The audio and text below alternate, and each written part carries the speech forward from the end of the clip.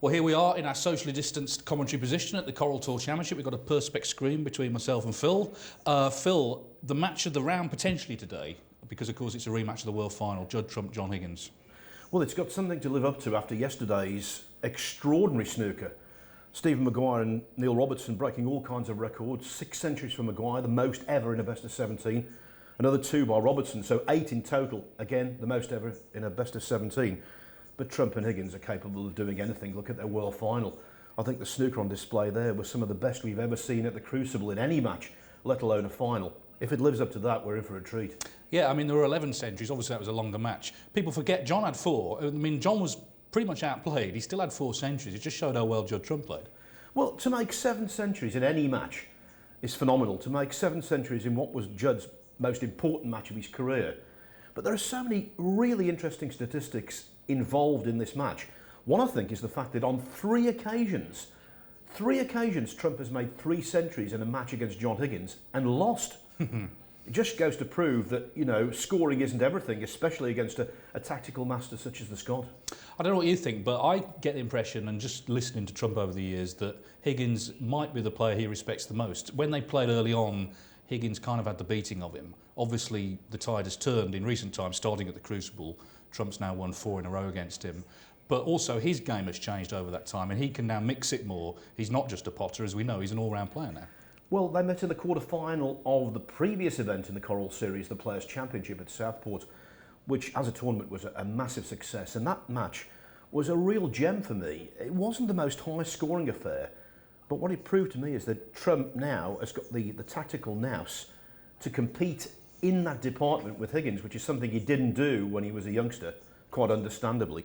Higgins still leads overall in the head-to-heads 13-11, and I think very significantly in the 4 matches they've played of more than 1 session, multiple session matches, Higgins still leads 3-1.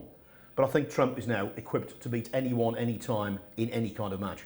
Let's talk about John Higgins. I'm pretty sure this is right. I'm sure people will correct me if it's not, but I think John Higgins has now had the longest unbroken spell in the top 16 of any player ever. So we talk about Ronnie O'Sullivan's longevity quite correctly, but John Higgins' last 3 World Finals, you know, he doesn't necessarily hit the heights in every event, but he's still, when he's playing well, very, very difficult to beat. If you'd said to John Higgins, you can win one of those World Championship and lose in the first round of the other 2, he would definitely trade it. But to get to 3 World Finals in succession at his age, mid-40s, remarkable achievement. I still think he's capable of winning ranking events. When you think today, it's his 124th ranking event quarter-final. The longevity of the man is sensational.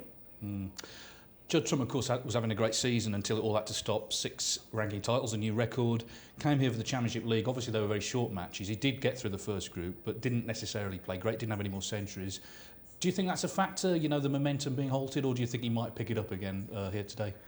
I think he was rusty when he played in the Championship League, undoubtedly. I think now he'll have had a week's practice. I think he'll be heavily motivated for this. Just think about this, Dave. If he were to win this and the World Championship, bear in mind he'd also win the Coral Series bonus as a result, his total earnings for the season would be over £1.7 million. And this is in a season where the China Open, which is a massive event, didn't take place. He stands to shatter all kinds of records, and I think he'll be highly motivated. What's the score going to be then? I never write off John Higgins. I've seen him at his heyday when he's just been absolutely phenomenal in all departments, unplayable. When you can get the backing and be called a great player by Ronnie O'Sullivan, you know you're a great player. So I'm not going to write him off. I think Trump is favourite, 9-6. OK, I'm going to go 9-8 Higgins, just to be different. It all starts very soon. We're looking forward to it.